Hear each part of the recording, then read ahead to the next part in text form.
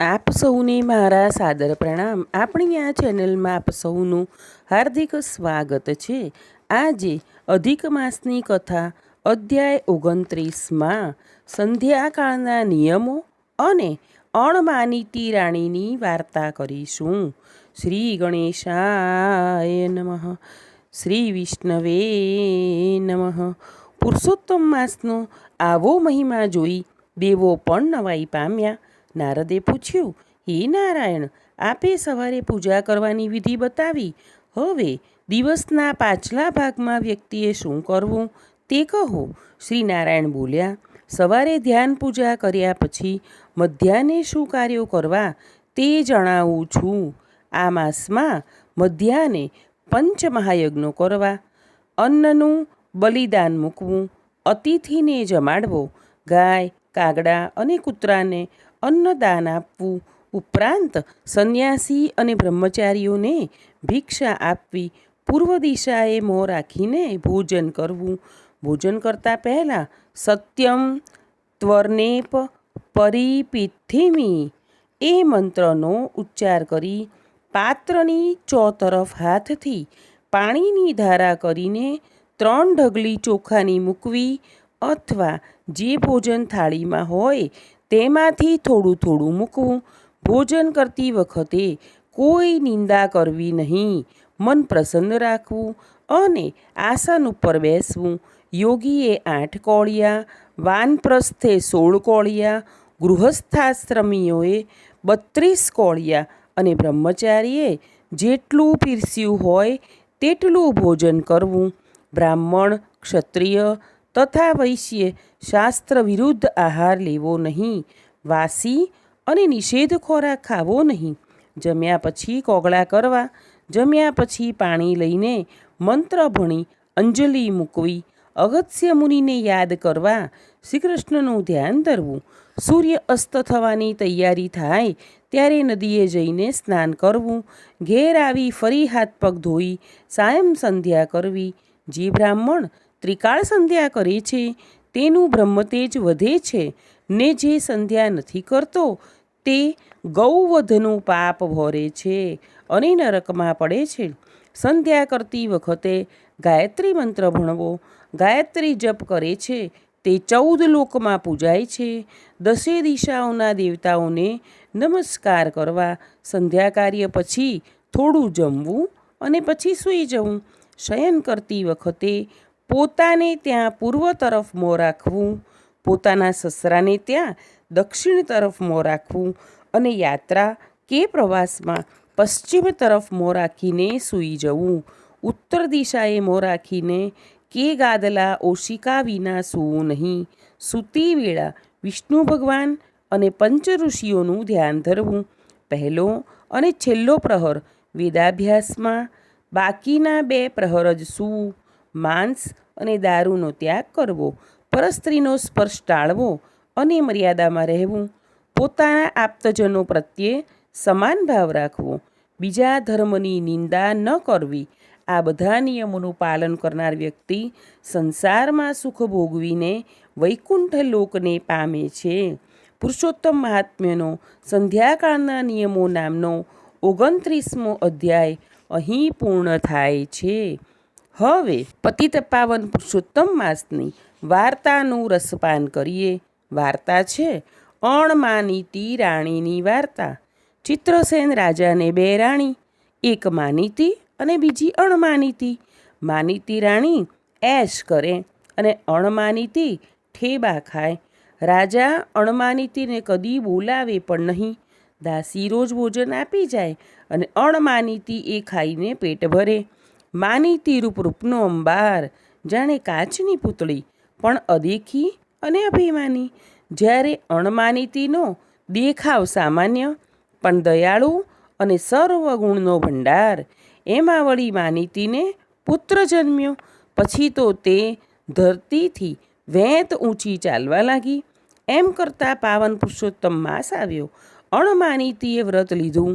રોજ વહેલી સવારે નદીએ નહાવા જાય, કથા વાર્તા સાંભળે, બ્રાહ્મણોને દાન દક્ષિણા આપે, એક ટાણું કરે, પ્રભુ સ્મરણ કરે અને ભજન ગાય.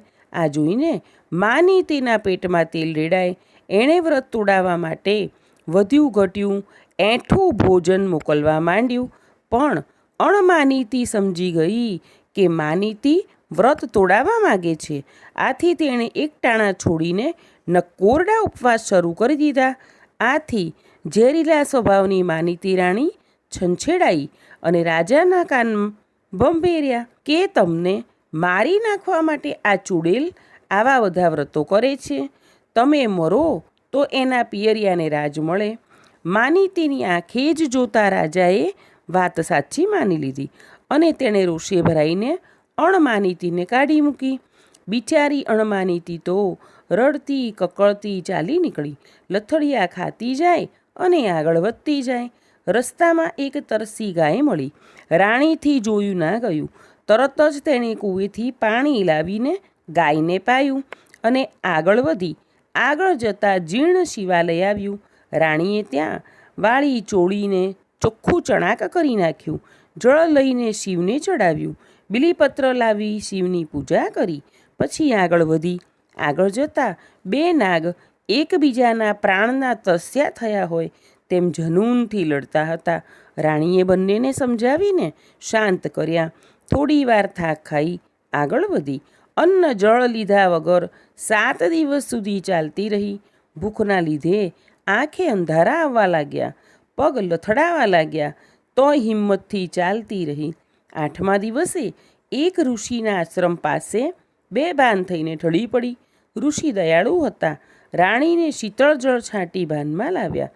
પછી બોલ્યા, હે બેન, તું કોણ છે અને તારી આવી હાલત કેમ થઈ ગઈ? રાણીએ અશ્રુભીના સ્વરે બધી વિગત જણાવી. તેની વાત સાંભળી ઋષિને દયા આવી અને બોલ્યા, હે દેવી, તે પૂર્ણ શ્રદ્ધારૂપે પુરુષોત્તમ પ્રભુને સેવ્યા છે, તેથી તારો જન્મ સાર્થક થઈ ગયો. પ્રભુ પુરુષોત્તમ તારા ઉપર ઘણા જ પ્રસન્ન થયા છે અને તેની કૃપાથી આ ક્ષણથી જ તારા સમસ્ત દુઃખોનો અંત આવે છે. તું મહેલે પાછી જા. વ્રતના પ્રભાવે તારી કાયા કંચનવર્ણી થશે અને તારી કુખે દેવ જેવો પુત્ર જન્મશે, જે તારી કીર્તિ વધારશે અને અંતકાળે તું વૈકુંઠ પામીશ. રાણી પાછી ફરી. રસ્તામાં પેલા બે નાગ મળ્યા. રાણીને બહેન કહીને બોલાવી અને ધનના 7 ગાડા આપ્યા. આગળ જતાં શિવાલય આવ્યું. રાણીએ શિવજીની પૂજા કરી, જળ ચડાવ્યું. તરત જ શિવજીએ પ્રગટ થઈ સ્વહસ્તે પ્રસાદ આપ્યો. પ્રસાદ ખાતા જ રાણીની કાયા કંચન વ્રણી થઈ ગઈ. જાણે ચંદ્ર સૂર્યના તેજ મળ્યા હોય એવું દેવતાઈ રૂપ થઈ ગયું. આગળ જતાં ગાય મળી. ગાયે દૂધનો અક્ષય કળશ આપતા કહ્યું, રાણી, તે મારી તરસ છીપાવી છે. હું તને આ કળશ આપું છું. આમાંથી મોં માગ્યા મિષ્ટાન મળશે. રાણી ચાલતી ચાલતી પોતાના નગર પાસે આવી. નગરના દરવાજે ગાયોનો ગોવાળ મળ્યો. રાણીનું સુંદર સ્વરૂપ જોઈ તે તો આભોજ બની ગયો અને દોડતો રાજમહેલે ગયો અને રાજા રાણીને સમાચાર આપ્યા કે રાણીજી આવ્યા છે. સાક્ષાત દેવીમાં જેવું સ્વરૂપ છે. રાજા રાણી આ સાંભળી અચરજ પામ્યા અને દોડતા નગરના દરવાજે ગયા તો રાણીનું તેજ જોઈ આભાજ બની ગયા. રાણી સાથે કરેલા વ્યવહારથી અપરાધ ભાવ અનુભવી અને પશ્ચાતાપ કરવા લાગ્યા. રાજા રાણીએ અણમાનીતીની માફી માગી. પુરુષોત્તમ પ્રભુએ રાજા રાણીનું હૃદય પલટાવી નાખ્યું. રાણીના વાંચતે ગાજતે સમયા થયા. સમય જતાં રાણીએ પુત્રને જન્મ આપ્યો. જીવનભર સુખ ભોગવીને રાણી અંતકાળે સદેહે સ્વર્ગે ગઈ. હે પૂર્ણ પુરુષોત્તમ પ્રભુ, તમે જેવા અણમાનીતી રાણીને ફળ્યા એવા સૌને ફળજો. બોલો પુરુષોત્તમ ભગવાનની જય. આગળના વિડીયો જોવા માટે આપણી આ ચેનલને લાઈક, શેર અને સબસ્ક્રાઈબ કરજો. આપણે સૌ હંમેશા ખુશ અને નિરોગી રહીએ તેવી પ્રભુના ચરણોમાં પ્રાર્થના.